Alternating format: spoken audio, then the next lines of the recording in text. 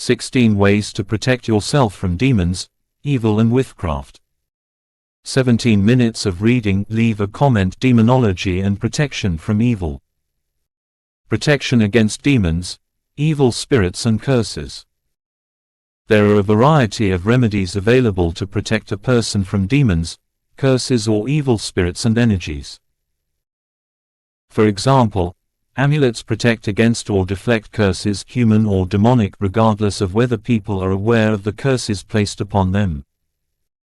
Amulets, such as this Jewish mezuzah, were a common tool to protect against demons. Since ancient times, semi-precious stones and jewelry have been used as amulets to ward off demons, evil spirits, illness, and bad luck. Ancient Egyptians carved spells into lapis lazuli, for instance. In ancient Greece and Rome, necklaces and rings made of semi-precious gemstones were worn to ward off curses. These sort of protections were necessary in most cultures and religions, since it is assumed that anybody could be cursed at any time and for any reason, either by other people or by demons and ill-intended spiritual beings. Prayers, charms, and petitions can also be used to invoke the protection and intervention of benevolent spirits to repel and shield the believer from demons and other spiritual threats. Amulets and protective symbols. The most basic definition of an amulet is that of an object imbued with protective powers. The purpose of amulets is to ward off and protect against demons, evil, disease, bad luck, misfortune, witches, and sorcerers, as well as other harmful spiritual forces. Since ancient times, amulets have protected people, places, and animals from demonic attacks. The most common material of amulets are natural stones and crystals. An amulet is an object that is made and imbued with protective power through prayer, magic, written inscriptions or a charm. They are usually worn on the body but can be kept in a particular location as well. A sound can also serve as an amulet. Therefore, rhythmic noises, prayers, bell sounds, gongs, chants, and even smoke from holy substances, can act as protective amulets. Bells. The power of bells to repel demons and other evil spirits has been used for centuries in many cultures. The bell is a near-universal symbol of protection against demons and evil because of the powerful sound it makes. In ancient times, bells were used to invoke the divine in both magic and religion. This has continued to the present day in most religions. Sacred bells call people to prayer and cleanse the air of evil influences. As far back as the first 3,000 years ago, Assyrian magical texts refer to the ringing bells as a means of driving away evil spirits. According to historians and theologians, demons consider the sound of a ringing bells to be the barking of mad witches, or as a reminder of thundering sounds, since lightning and thunder were usually produced by chief divine deities to punish evil doing. Thus, demons consider the sound of bells dangerous, for it may as well be a warning before they are struck by lightning and cast off. It is common to attach bells to clothing and tie them to children and animals, as well as hang them in doorways. A bell's protective power is increased by red ties, ribbons, and sashes. When a storm is caused by witches or demons, bells are supposed to be rung as a protection. Samhain, All Hallows Eve, and Beltane, also known as Walpurgisnacht, were 2 nights of the year when witches were believed to roam about, and so church bells were rung to keep them away and protect the village. Witches who were accused of witchcraft often testified about being transported through the air on the backs of demons or the devil, but would be thrown off into the air when a church bell sounded at night. It is traditional to ring church bells when a person dies in order to protect their journey to the afterlife from demonic attack. Cross and crucifix. Crosses are among the oldest amulets in the world, dating back thousands of years before Christianity. In its most common form, it has 4 arms of equal length rather than the more common T-shape. Historically, Crosses were associated with the sun and the heavens, and may have symbolized divine protection and prosperity in ancient times. A cross can also be represented with the Y-shaped tree of life, the world axis at the center of the universe, which bridges the physical with the spiritual. The cross in Christianity transcends the amulet to become a symbol of the religion and Christ's suffering. However, it retains the qualities of an amulet, which protects from evil forces. Christ's cross was already a weapon against darkness even before his crucifixion. As legend has it, Lucifer's army scattered God's angels twice when he declared war on God to usurp his power. Seeing this, a cross of light with the Holy Trinity's names was sent to the angels by God. This cross weakened Lucifer's forces and drove them to hell. In the early days of Christianity, Christians used the cross as a sign of divine protection, but also to identify members of the faith. Emperor Constantine I's mother, Empress Helena, allegedly discovered Christ's wooden cross in excavations in Jerusalem during the 4th century. At the site of Christ's crucifixion, Helena found 3 buried crosses but didn't know which was Christ's. Using a man's corpse as a test subject, she tested all 3. While the first 2 crosses didn't affect the body, the third brought it back to life. Part of the cross was sent by Helena to Constantine, who in turn sent a portion to Rome, where it is still preserved today.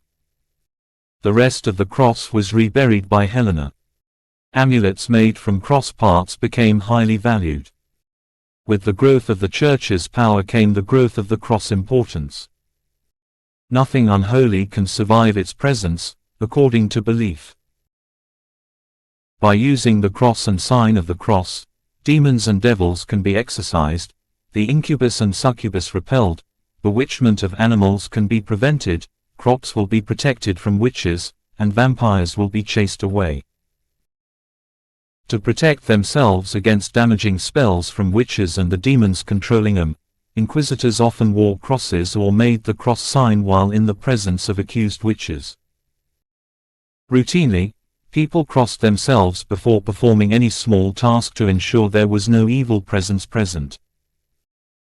Crosses were carved into the dough of bread during the medieval period as a way of protecting it from evil, a tradition which survives to this day. Demonic possession causes victims to recoil when confronted with a cross. In fact, to test for possession involves secretly placing a cross behind the head of the person suspected to be possessed by demons, referred to as a demoniac. It is common for demoniacs to spit on crosses and destroy them. Some of the possessed individuals even suffer stigmata in the form of crosses. As part of the Catholic exorcism ritual, the priest protects himself and the victim by making the sign of the cross. In fact, it is necessary to make numerous crosses on the forehead of the victim in order to perform the rite. Benedict Medal. Medals of Saint Benedict ca. 480 to 457 have always been associated with crosses, hence the term Medal Cross of Saint Benedict. Medals like these are used to exorcise evil and protect against Satan. Street. Benedict is depicted with a cross and raven on the front of the medal. There is no record of when the first medal of Saint Benedict was created. The reverse side of the medal contains an inscription that appears to have been written at some point in history, VRSNSMV, SMQLIVB. At the Abbey of Metten in Bavaria, a manuscript dating to 1415 was discovered, explaining the letters as the initials of an exorcism prayer. Vade retro satana. Nunquam suade mihi vana. Sunt mala quae libes. Ips venena bibus. Begone Satan. Never tempt me with your vanities. What you offer me is evil. Drink the poison yourself. As an amulet against Satan and a reminder to resist temptation, Street. Benedict medals are carried and placed around the house, car, or other areas. Mezuzah. Mezuzahs are amulets containing biblical inscriptions written on parchments and then enclosed in decorative cases. Mezuzahs may have begun as primitive charms, but by the Middle Ages they had become powerful demon protectors. Based on Deuteronomy 6:9, rabbis gave it more religious significance. And you shall write them on the doorposts of your house and on your gates. Popular usage, however, focused the mezuzah's properties of warding off evil. The mezuzah had such powerful demon-fencing properties that Gentiles as well as common Jews used it. Also, it supposedly prevented an untimely death. It was common for homes to have mezuzot in every room. A small mezuzot was also carried by people as a form of protection. Mezuzahs were made according to strict procedures. According to the Sefer Raziel, the inscriptions had to be written on deer parchment, and only under certain astrological and angelic influences. As an example, a set of 10th century instructions said this: "It is to be written only on Monday, in the 5th hour, over which the sun and the angel Raphael preside, or on Thursday, in the 4th hour, presided over by Venus and the angel Anil." The mezuzot were enclosed in cases. Writing on the back of the parchment was allowed, but not on the face of the mezuzah. Names like Shaddai, believed to repel demons particularly well, were popular medieval additions. A small window was cut in the back of the mezuzot cases to display the name Shaddai. Names of God, Bible verses, angelic names, and magical symbols were also added with time. Frequently named angels were Michael, Gabriel, Azrael, Zadkiel, Saphiel, Raphael, Anil, Uriel, Yophiel, and Hasdiel. The mezuzot are still worn as amulets and religious objects to guard homes. Crooked paths. All spirits, including evil ones, are confused by crooked paths and bridges, and so are unable to navigate them and reach the destination. Thus, a demon or evil spirit is unable to follow a person traveling through such places, separating the possessed person from the evil presence that clouded them. Tzitzith. Traditionally, tzitziths were fringes attached to outer garments. The use on prayer shawls continues today. Tefillin and tzitzith in particular are amulets against accidents, illnesses, and death. There is a powerful combination of power in the threefold cord of mezuzah, tefillin, and tzitzith, according to the Talmud. Whoever has the tefillin on his head, the mezuzah on his door, and tzitzith on his mantle, may feel sure that he cannot sin. Moonlets. Both men and women once wore moon-shaped amulets as necklaces, while animals wore them as collars. Tefillin. Tefillin are black leather boxes containing parchment inscribed with biblical verses and are also considered anti-demonic amulets. The word tefillin can also be used to refer to phylacteries. One of the pair is a hand tefillin that fits around the fingertip, finger, and arm of the wearer. The other type is a head tefillin that is strapped over the forehead. Tefillin serve as signs and reminders that God drove the children of Israel from Egypt. It is customary to wear them during weekday morning prayers. Protective substances. Metals such as iron and silver have special protective powers. In particular, vampires and werewolves are famed for hating silver and being vulnerable to this metal. Holy water. Salt and water mixed together and blessed by priests is holy water. Symbolically speaking, salt represents incorruptibility, eternity, and divine wisdom, while water represents purity. Holy water was used to consecrate church sites. In Catholic practice, benediction and baptism is carried out with holy water to ensure physical health and exercise or get rid of demons or evil spirits. Salt is traditionally placed in a newborn baby's cradle as an extra precaution against demons until he or she can be baptized. During burial ceremonies, Salt is commonly sprinkled in the coffin as a form of protection, so that the soul can travel from the earthly plane to the spiritual one safe and undisturbed by demons. Smoke. The burning of incense and herbs and the sacrifice of animals not only please the gods, but repel demons as well. According to the Book of Tobit, Raphael taught a young man, Tobias, how to exorcise the demon Asmodeus using fumes produced from the burned liver of a fish. Iron. Iron provides protection against evil, including demons, vampires, witches and evil spirits, and fairies. In Abrahamic religions, iron can also repel Jinn and Lilith, the first female demon, as well as a host of other smaller demons. Objects made entirely from iron, such as scissors, can be placed into beds to protect them from demonic attacks. The placement of iron objects in coffins and grave sites, as well as the driving of iron nails into graves and coffins, prevent vampires and restless ghosts to emerge and haunt the living. Running water. Water symbolizes purity and a rejection of evil. Folklore suggests that crossing running water can help one avoid evil spirits and witches. European witch hunts sometimes resulted in suspected witches being submerged into deep water with their hands and feet bound. According to the legend, if they floated, they were guilty of witchcraft because the water rejected them due to their evil nature. On the other hand, if they sank to the bottom they were considered innocent, since the water accepted them.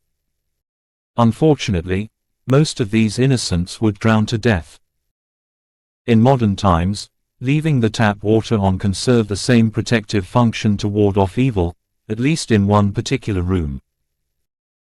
If the room does not have water pipes, bedroom or living room, then one solution is to use a small, decorative electric water fountain. Salt. Salt is a substance with powerful spiritual properties. These are derived from its purity and white color, its ability to preserve things and associations with life and death. Thus, salt was often seen as a demon repellent, because salt is contrary to the nature of demons, whose only purpose is to destroy and corrupt things. As a note, salt should be avoided in magical rituals that summon demons or elemental spirits. Salt guards against both witches and the evil eye. It is a sign of bewitchment if a person or animal is unable to eat anything salted. An amulet containing blessed herbs and salt consecrated on Palm Sunday was worn by inquisitors during the European witch hunts to protect themselves from evil spirits. Accused witches were tortured by being forced to eat heavily salted food and not be allowed to drink water. An evil spell can be cured with salt. According to an old tradition, an evil black magic spell can be broken by taking a tile from a witch's roof, sprinkling salt and urine on it, and then heating it over fire while reciting a magic spell. Women who complain about the saltiness of their food are suspected as witches in American Ozark law. Salt can be sprinkled on a witch's chair to detect her. The salt will melt if she is a witch, and so her dress will likely stick to the chair. Superstition considers spilling, borrowing, or running out of salt to be bad luck, perhaps due to salt's scarcity in ancient times. It is believed that spilling salt makes one vulnerable to the devil. However, by tossing a pinch of salt over the left shoulder, the bad luck may be avoided. Protective mantras and prayers.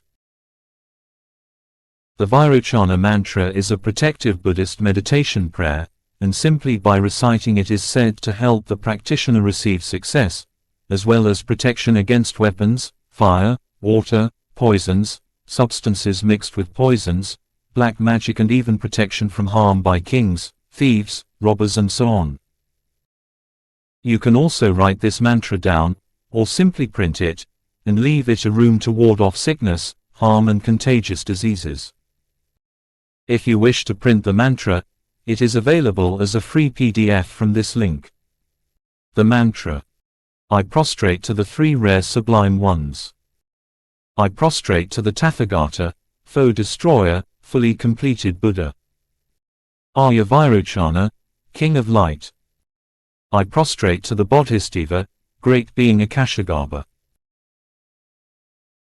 Tadyatha Kala Kala Kili Kili Biri Huru Huru Vairochanasmisanchoditaagaccha Arya Akasha Garbha Maha Karunikaapurayashana Dharaya Buddha Vikshchayana Chara Chara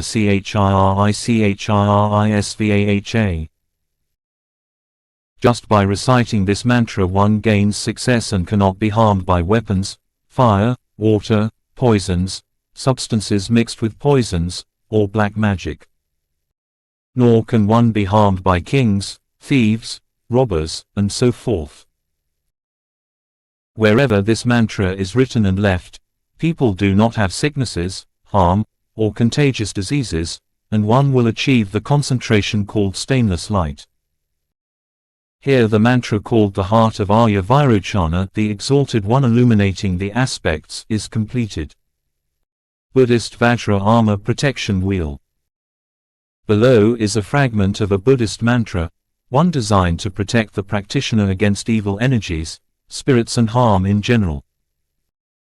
While this fragment alone does provide some protective powers, Buddhist practitioners claim that completing the entire ritual will give the greatest protection.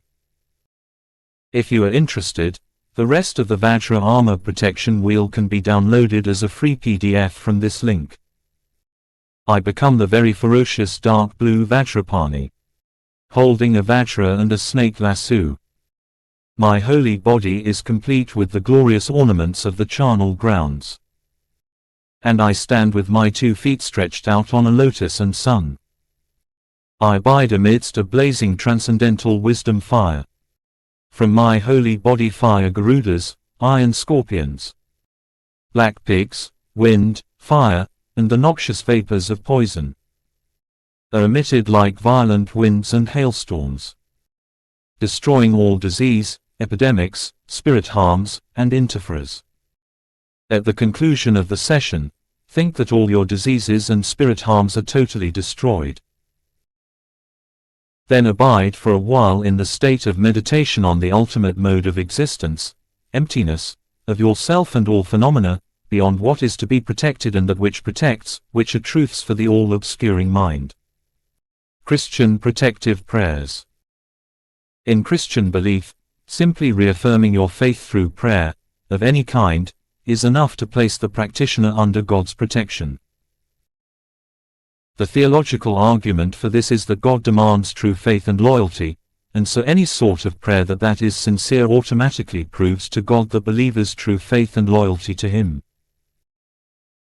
Thus, if God is convinced of the believer's faith, He will provide full protections and blessings in all aspects of the believer's life, and not just the ones he prays for, because God is wiser than the believer as to what He requires.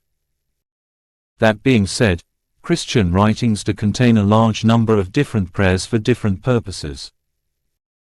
Below are 2 prayers, taken from a book of prayers collected the Enchiridion of Pope Leo III.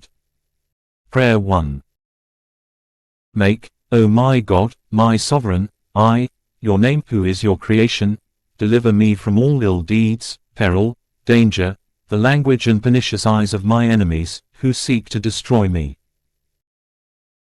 O all-powerful, God the Father, and eternal, deliver me from the dangers which surround me, as you delivered your children, Shadrach, Meshach, and Abednego, from the furnace and fire. Deliver your servant from all peril and danger, in heart as well as in body. Amen. Prayer 2. Move away from us all evil and malignant spirits, Lord. That all evil men and pernicious women move away from us, flee us, and us them, that all enemies and adversaries move away from us, that they do not have the capacity to reach us. We ask by the virtue of the Most High. And if somebody, Lord, wants to harm or do even the least evil to me, put me under your holy protection, my God, your name who are your creation.